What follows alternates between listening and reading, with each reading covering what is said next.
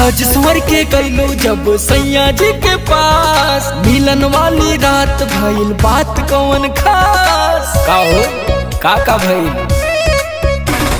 सज स्वर के गईलो जब सैया जी के पास, मिलन वाली रात भइल बात कौन खास। दैया में लुट गई कोठरिया में जाई के, दैया में लुट गई कोठरिया में जाई के, राजा रस लूट लियो रे। का भइल?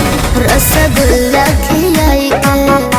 अच्छा राजा रस लूट लियो रे, रसगुल्ला खिलाई के। स्पंज वाला रहल का?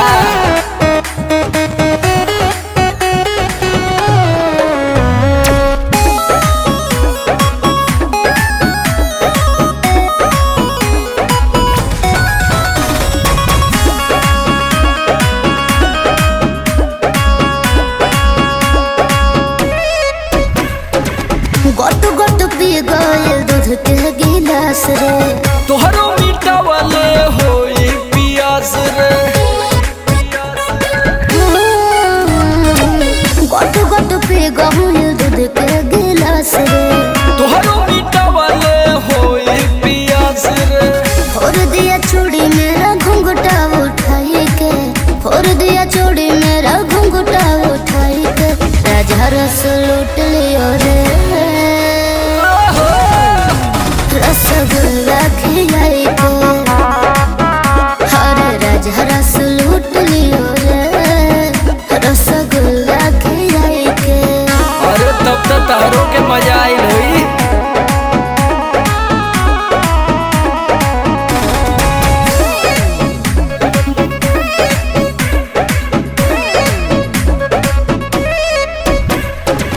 अपने भी जगह दिया हमको भी जगाया, पातर कुमार तोहर होई भवाया।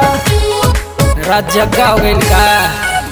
हाँ अपने भी जगह दिया हमको भी जगाया, पातर कुमार तोहर होई भवाया। दिल खुश कैले समर को रसोताई के, धन हो गनी नितिन लौकी के पाई के, राजा रस लूट लियो रे। हाय हाय हाय हाय रसगुल्ला खिलाई के, हरे राजा रस लूट लियो रे, रसगुल्ला खिलाई के। अरे सिरवा